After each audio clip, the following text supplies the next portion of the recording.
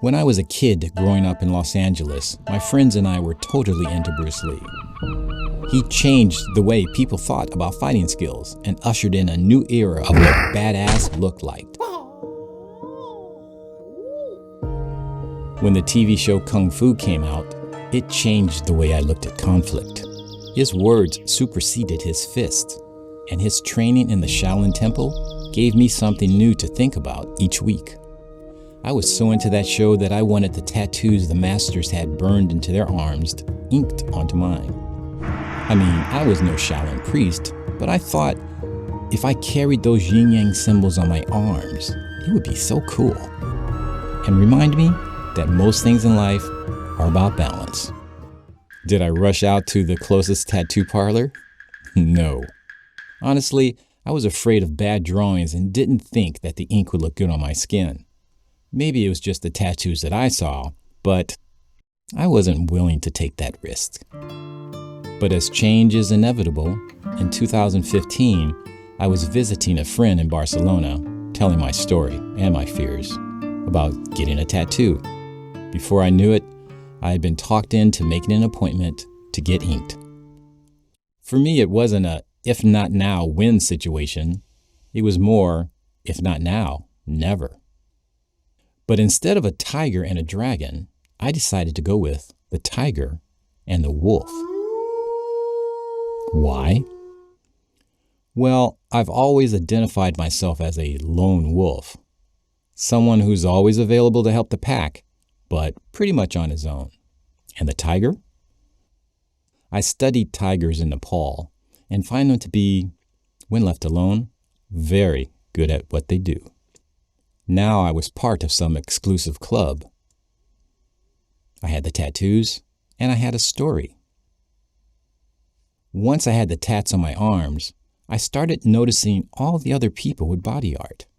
I wondered to myself, why did those people join this club? What was their story?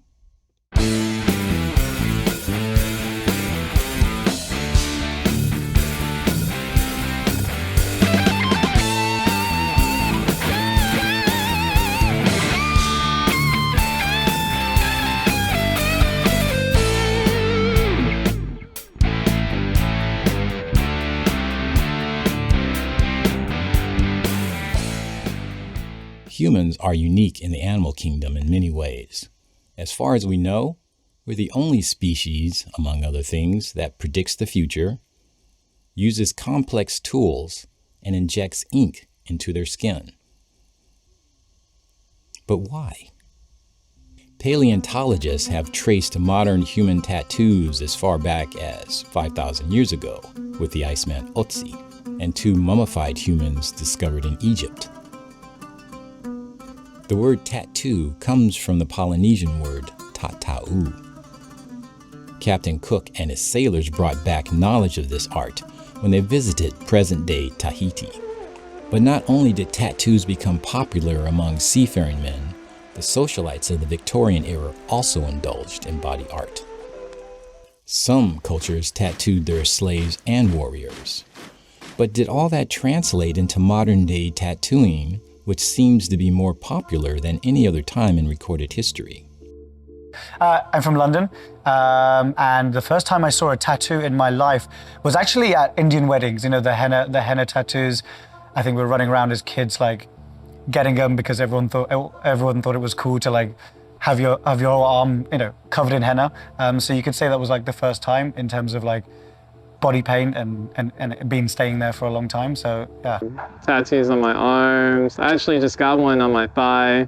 It's a little hot boy riding on a Black Panther. I got him on my legs. My whole back's done. Yeah, not stopping. When I saw the tattoo I was like 15 years old. I'm watching the NBA game. So I was playing basketball since 5 years old. And I saw the guys like they're playing, and then they was all like tattooing like completely. And that time maybe I said like, so I would like be the same guy, like same player, like I need to be look the same like they are.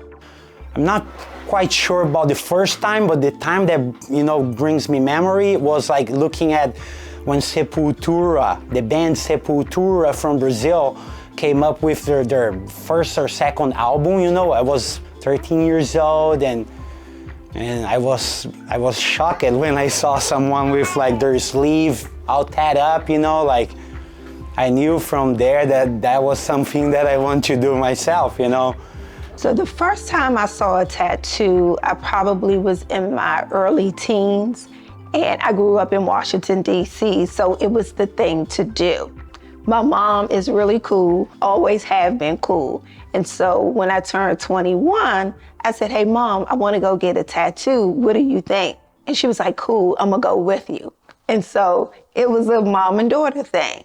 I sought a lot of times to get a tattoo, but I never was like sure regarding the what kind of motif should I choose, or colorful, without colors, should I go to a catalog or anything like that, because it will stick forever on your skin. So in my opinion, it must be something really that's match your lives in a specific situation or anything. I wouldn't choose anything from a catalog or anything like that. It must something special that's matched to you, I think. And I agree, but that's not what I did. I did end up picking a tattoo out of a catalog because my artist, although renowned in the tattoo world, was not that familiar with animal art. But I was cool with it because, again, I had chosen my art based on the TV show Kung Fu. I just wanted a basic realistic wolf and tiger. In the tattoo world, however, I was discovering that tattoos were indeed personal. Most meant something significant to the person. For me, it was always sure that I was always sure that I'm gonna have a tattoo, but at the right point, and a tattoo that's like meaningful for me. Because I see all those people having like SpongeBob on their bodies, and it's not what I wanted to have on my body for my whole life. Tattoo is something permanent, right? Some people, there are two things when I think about tattoo. You have this thing. Oh, I was like this first person, like I want to do something is meaningful for me, they have a deep meaning. But the people also, there is something that I find interesting is when people like to take risks. Oh, I find this interesting, and then represents our part of life. It's okay too. I feel that I destroy everything. I was with that feeling that when I was very deeply with someone, doesn't matter if it was like with a boy or affective relationship or friends relationship, I was always destroying things. I could feel that. And I was talking with my psychologist about that, and she said, but how? Explain more about this feeling. And I was like, it's like that I am a balloon that goes and sometimes just say hello or plant some seeds and go, but cannot come back. I destroy, and I cannot be fair enough to say I'm sorry, but I am like this, I am like that, or try to explain my feelings. And she said, maybe you need to plant and wait to see flowers after that. Which one are your flowers in this world? And in that moment I am very feminist, but in that moment I was very angry at all type of men, you know, like I don't want to see any man, not like a friend, not like a boyfriend, not like nothing, kill everybody.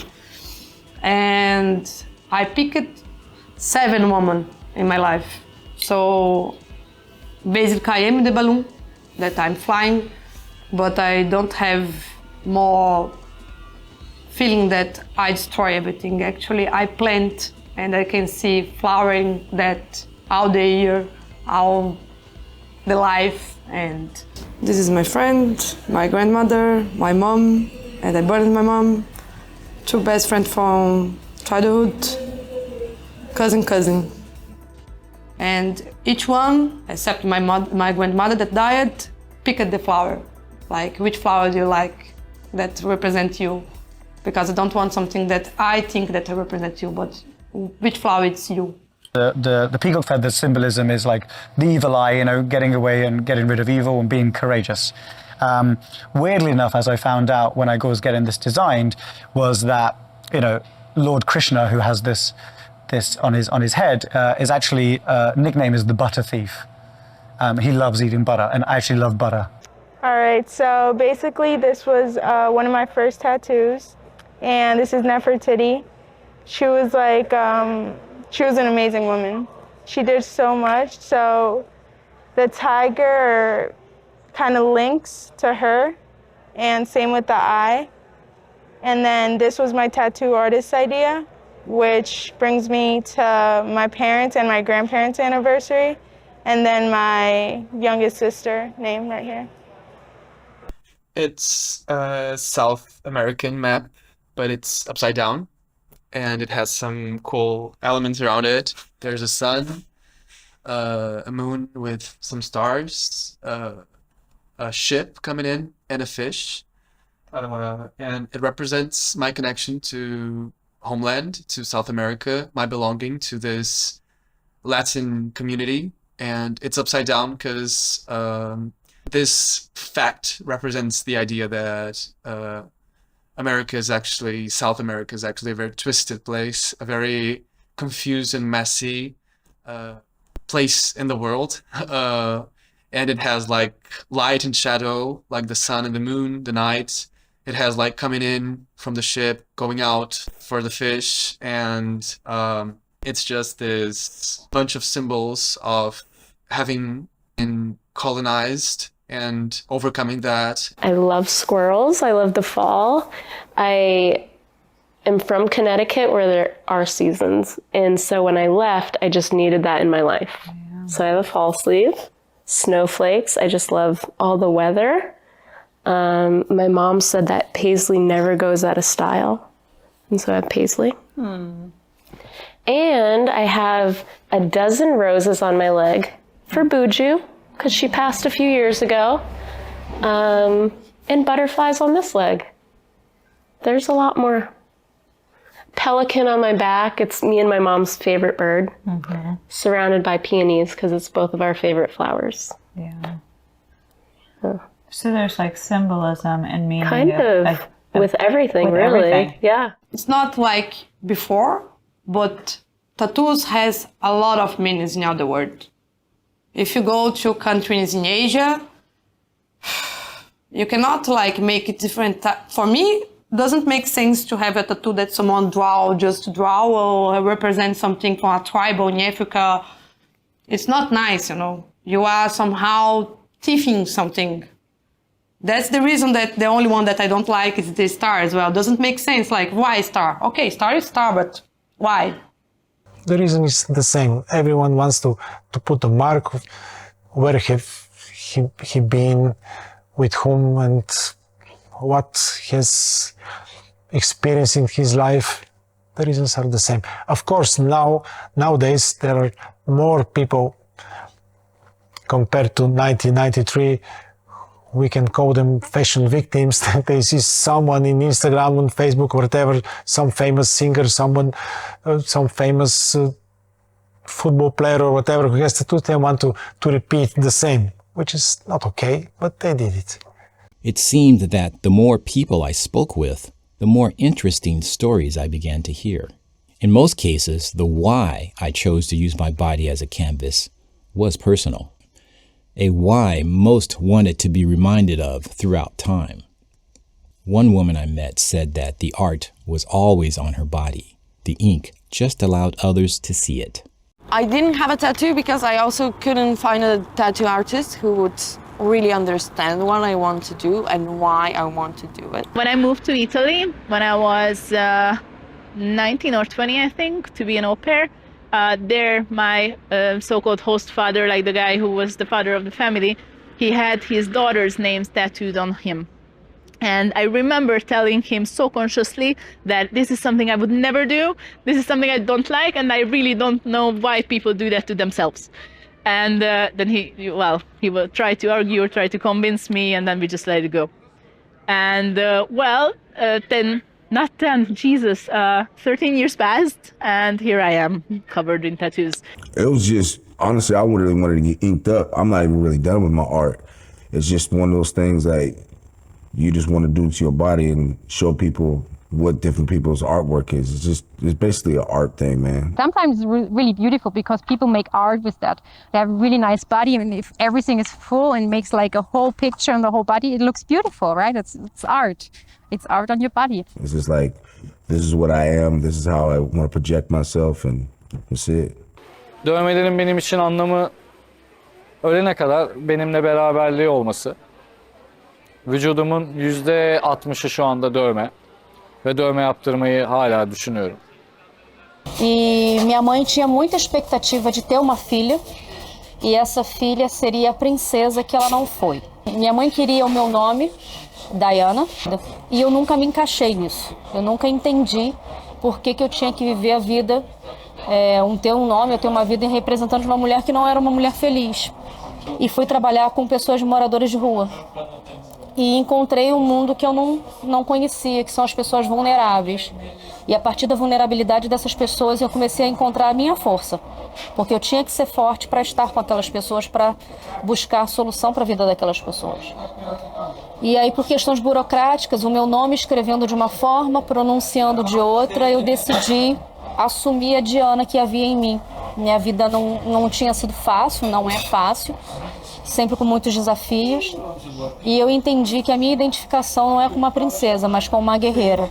Não uma guerreira que assume o compromisso de sempre estar brigando, mas que luta pelos invisíveis, pelos que não são ouvidos. E quando eu fui mais a fundo no meu trabalho, nas minhas pesquisas, e me envolvi com um projeto com mulheres, né, mulheres em situação de rua, mulheres usuárias de crack, mulheres grávidas. Então eu fiz ela é uma afirmação de quem eu sou, ela é uma afirmação do que eu posso ser, do que eu consigo ser, e para eu olhar sempre para ela e entender que o céu é o limite, por isso que ela aponta para cima. One of them, this one, let me show you. This is a gift from my best friend. Diğeri buradaki bana biraz Budizmle ilgili. Burada yine bir tane Hinduizmle ilgili bir kelime var benim. Diğeri de ilk dövmem. O da sadece bana biraz sabırlı olmam gerektiğini hayatta hatırlatıyor. It's kind of like a photo album on my body. It's all of my memories and the moments, and even if the tattoo isn't that great, it's something that I remember. I get to remember that moment when me and my best friend got a tattoo together, or when I watched my mom screaming in pain because she was getting her foot tattooed. I got my first tattoo when I was 18. It was shortly after my aunt died, who I really cherished, and she unfortunately died very young. So I put Embrace Life behind my back ear. I was 18, I was in New York City, and I just wanted to keep that message with me. 2 days after my 18th birthday, my mom took me to get my first tattoo, which is a pair of scissors. So I started cosmetology school when I was 16, and I loved it, and it just really where my heart was. I was still in high school. I was just about to graduate high school, so I felt really cool going in there with a tattoo. I loved it, and I still love it. Even though I've outgrown the meaning of it, it's still a part of my story. I got a tattoo. This was my first tattoo, just to make sure that every time I look down at it, I can always bring myself back to my center. Okay, so I got this tattoo. It was my first one. I got it the day after I turned 18. I decided I was going to get it when I was 11 years old. I saw it on a computer screen, and I was like, that's it. That's the tattoo that I'm going to get. Like, I've always known I wanted one, picked it, it's set. A year later, I found out it was the design of my grandpa's headstone. Yeah, he was the male role model in my life. So it was weird that I picked that out without knowing. And day after I turned 18, got it put on me. Muhammad Ali said, float like a butterfly, sting like a bee. So it's just kind of a daily reminder. You know, a lot of people told me when I was growing up, because I struggled with my adoption, you know, I didn't really know where I fit in, what side of the family I was supposed to hang out with. There were just so many questions, and I ended up falling into like a depression, and I didn't know what I was supposed to do. And this is me as like a 12-year-old thinking, you know, where am I supposed to go in life, in this world, if I couldn't even stay with my biological family, you know? And I thought a lot of times, I thought like, hey, you know, maybe it's because they didn't love me, or maybe it's because I did something as a kid. But that's not always the case. You know, a lot of times parents just can't take care of their children, so they want to have a better life for them. And a lot of people told me, you know, the world's only going to give you as much as you can handle. So every time I look at my hands, I remember, you know, hey, do everything with grace, but also be fierce with it. When I was growing up, mostly prisoners, sailors, and gang members could be seen with tattoos. I think the first time I saw people with tattoos, it was these subculture groups. They were a little bit shady when I grew up. So in my hometown, there was always a fight between the gypsies and the skinheads. I lived a poor life, poor street, and some person in my build is a danger, because the danger people had tattoo because use marijuana. My mom all the time, look, don't stay close to this person because this person is danger. Tattoo is not possible in your life. My mom don't like my tattoo yet. I always want to be a tattoo artist, actually. First, I saw a tattoo in my cousin's arm. And also he's a tattoo artist too, but he learned it in prison. Yeah, in the 19th, Turkey have not too much the tattoo culture, only in the prison, or maybe the sailors do that. The first time I saw the tattoo was in my neighborhood because I grew up in Latino gang community, so I've seen tons of otay tattoos, stuff like that. The only difference between a prison tattoo and a regular tattoo would be the quality of work, the needles, the things that are available to someone who's in prison. But other than that, most of the tattoos are still pretty good quality. I really didn't want to be a tough guy, but due to certain things, you get in certain situations that, yeah, I mean, you kind of portray that, but you don't want to be that. I had this situation many times in my life, especially when I traveled to Japan. And I went to an island and I was so hungry, and I went into a restaurant and asked for like some pasta, and they said, no, they are closed. And I saw people inside like eating, and I was covered in a long dress, so the waitress could only see my arm.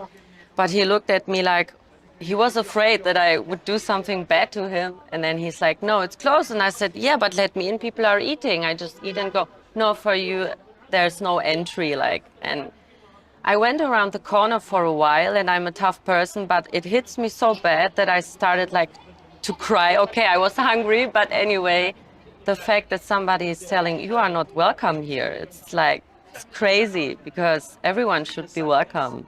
Until 1989, Bulgaria was communist country. This was forbidden. We started doing this, and people were looking strange at us on the street. Even old ladies were making cross sign. There are people who resent tattoos because of their beliefs, but in our days it's few people that think that way. You know, my dad would not allow me to get tattoos, right?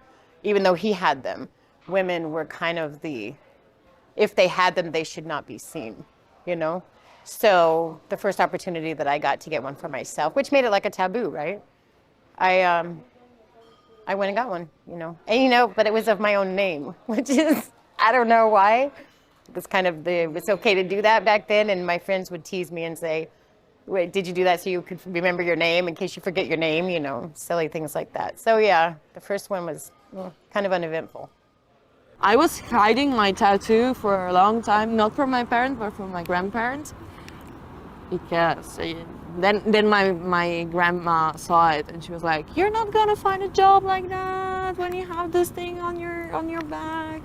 First, like when I would go into an interview, I would cover up. And to this day, actually, if I was interviewing, I may try to cover it up as best as possible. I actually, with my last job, did that. But as soon as on my first day, I was like, all right, roll up the sleeves. I would say same with me. I wouldn't show it in an interview. I also work in the financial industry, so And I have definitely, not necessarily because of my tattoos, but like, you know, having red hair or something at a bank has been which I used to dye my hair red.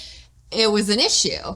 And so I could see why the tattoo might be an issue too. So it was just kind of you dress more conservative and show, like, maybe don't show your tattoos in the interview, but unless it's actually against the policy, I'd have no problem showing it once I get the job. I have been turned away from many, many jobs because of my tattoos. Of course, I didn't have as many tattoos as I do right now. I actually have maybe 6 that are new. I just try not to do white collar jobs because you do get frowned upon, and I do have a tattoo on my hand, and you know, I'd have to wear long sleeves all the time, and if I lived somewhere hot, then that would be a problem. You know, but I had one job working for a cruise line that was not facing any type of guests, or it was just, 500 people in a building. And I had these tattoos then, and I would wear skirts all the time, but I also had an eyebrow ring. I had an eyebrow ring like three times in my life. And this is the 3rd time I got it done when I was at this job. And they're like, you can't have that. I'm like, what? I just got my eyebrow pierced and now you're telling me I can't have it? So I put like a spacer in it so you couldn't, so it looked clear, and they're like, no, take it out. I'm like, okay, but what about my tattoos? That's fine. They're like, yeah. I'm like, okay. So you kind of pick and choose like what's okay on my body. You can get a small one here on your hand, but it depends on if you want a job later on. So what I did was I measured my wrist and everything else so it doesn't come past the sleeve and everything else. So it depends on what you want. I do remember one of my first jobs in a bank as a teller, and there was another teller who had a tattoo like on her hand, and that was an issue. I think she had to put something on it because she was customer facing, and it must have been against the policy. That was before I even had tattoos, so I don't think I really cared. I was so nervous when I first moved into corporate because I moved in a law office first. It wasn't entertainment. So I was like super nervous they weren't going to let me. And I lived in LA. And so I was wearing long sleeves every day, like making sure my shoulders weren't showing or anything. But this was something I could still hide. And then the next one I had was on my back, which again, I could hide easily. So that one looks like that. It's a globe. And around the globe, you can't really read it anymore because it's a little bit like shady now, but it says, on risque de pleurer un peu, which is in French saying that you risk to cry a little. Bir de çalıştığım yerde veya iş yerinde bir sıkıntı olur mu diye ben hep düşünüyordum. Ama galiba olmaz artık. Uluslararası örgütlerde de tolere ediliyor yani. No, that's old school. That's not today, not exist anymore. I mean, I'm working in the management and I have tattoos, right? I think everything is changing. I also have piercings. One stunning tattoo path you travel forever will control your destiny. Yeah, it's like that. If you get one tattoo, the urge to modify that tattoo or get another one is strong. Dövme konusunda yaş ortalaması 13-14 yaşlarında başladım. İlk dövmemi İzmir'de yaptırdım. Sonrasında ilerlemeye başladı. Ya bağımlılık tarzında gibi bir şey oldu ama hayatıma çok ama çok fazlasıyla renk kattı. Ve kendimi tamamlamış hissediyorum dövme yaptırdığımda. Part of the way that I used to cope with my feelings was getting tattoos, because if I was angry, I was like, fuck it, I'm gonna get a tattoo. This one actually I got while I was in Lisbon. The Sanskrit name is Shraddha, which actually means having faith in your own wisdom. The sleeve is not finished yet, so I'm gonna touch it up, get more colors in there, more whites, and definitely this arm. I just don't know what.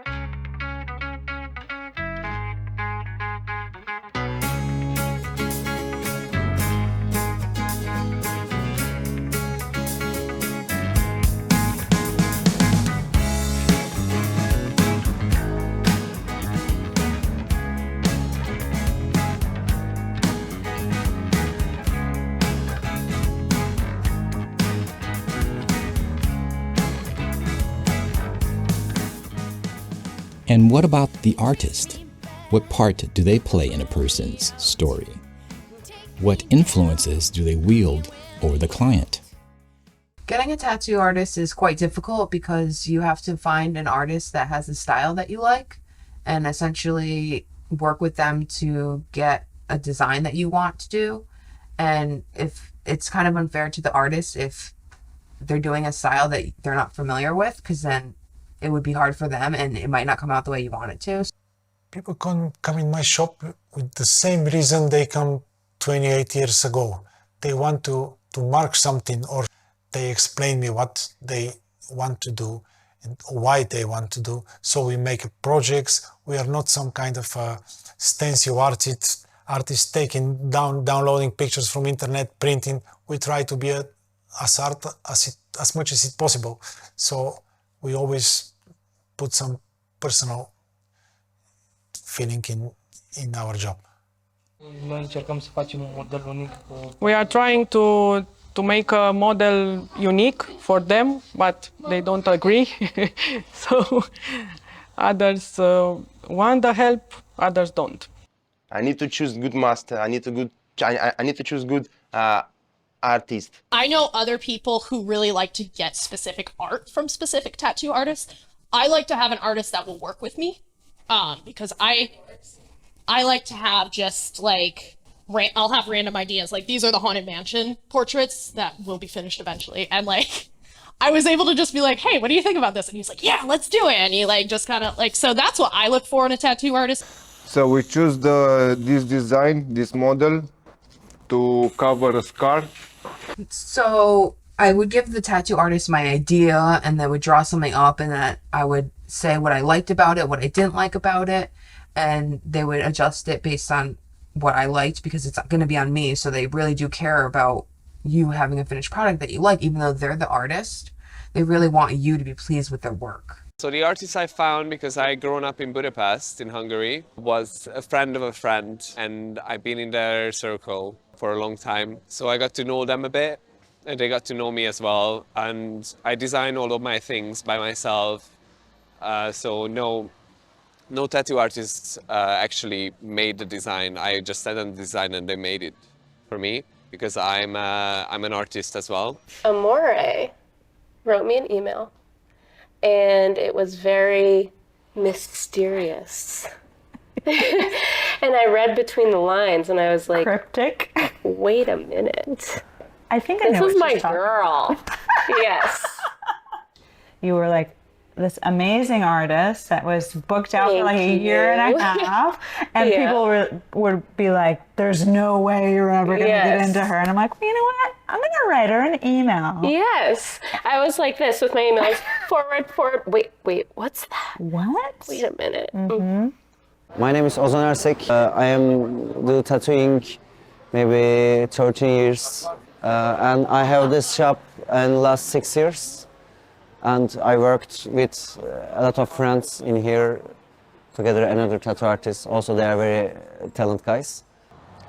Black Matilda stüdyosunda çalışıyorum. Kadıköy'de. Dövmeci olmak istiyorum. O yüzden çok çalışmam gerekiyor. Dövmeci olmak için çok çalışmak gerekiyor.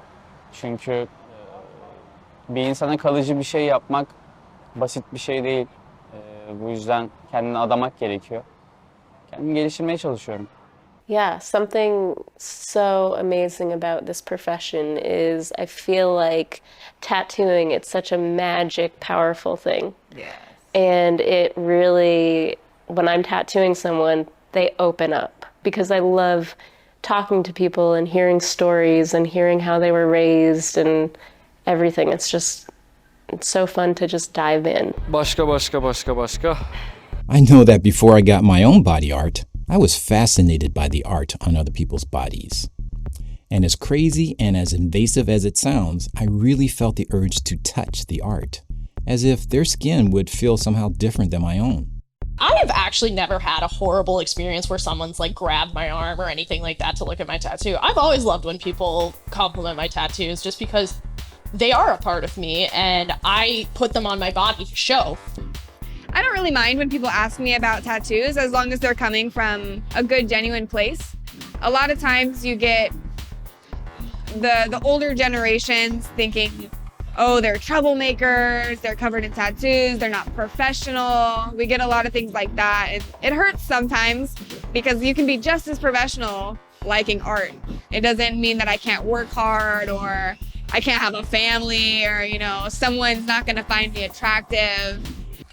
When people see my art and ask me questions, I think it's kind of ironic because I don't want them to ask me questions about it.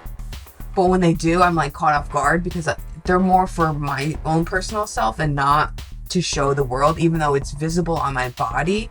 It's more for myself, not like a painting. I'm not a walking painting, you know? You know, I do notice, because this one's like in your face, kind of. So I do notice people at work looking at it sometimes, and who knows what they're thinking. Oh, can I see? Can I touch? I would like to do the same. And always. I don't mind people asking me about my tattoos or anything. You know, I honestly like to share the work of the artists that have been working on me. You're getting them for yourself. Yes, people can say whatever they want about them, but at the end, they're for you. I would agree, but how much are you willing to pay to express yourself in this manner?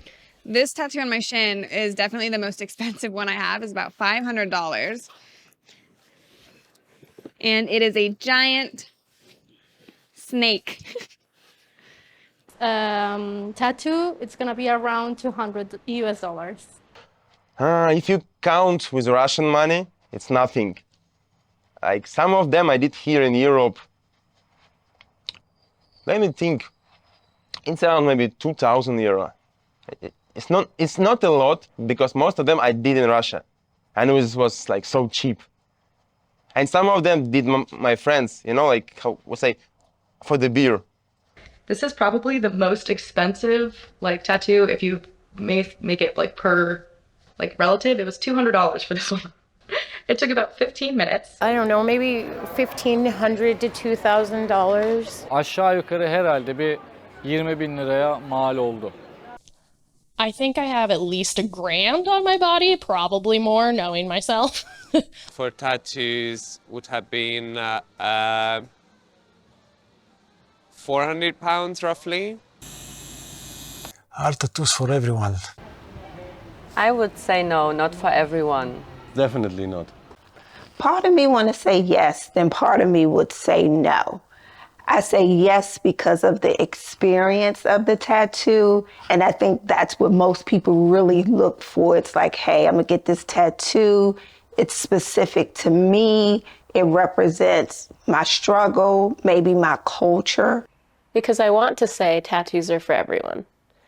But I think at the same time, if you're not committed to an idea, or if you change your mind a lot, I don't know. Of course they are. Why not? If I had to do it all over again, I wouldn't have got such a big tattoo on my lips. It reminds me, don't do things that I told my kids they shouldn't do. My mother, yeah, she was not very amused to see her young son with 15 years doing his own tattoo on his body just with a needle. And the tattoos meaning are representing them and their thoughts, their feelings, their lives. I think tattoos are for everybody, and I think people should explore what possibilities they have with their body, because you can accentuate and exaggerate your body shapes, make it interesting, make it weird, make it fun. Yes, they're okay for everyone, but if there is a story behind it, I don't like this kind of fashion victims. Okay, so if you want, do, but like do it properly. So choose one, like it's for a long time. A constant reminder of a point in time significant to you, the bearer of the art. Which brings me back to the TV show Kung Fu, a very pivotal point in my personal development. I never became a Kung Fu master, but I continued to practice the art throughout my life. I continued to think about balance, wants versus needs, the care and compassion for others. I saw myself standing there before that pot of hot coals, making the commitment to brand myself with this permanent reminder of who I wanted to be, how I wanted to live my life. But then I woke up.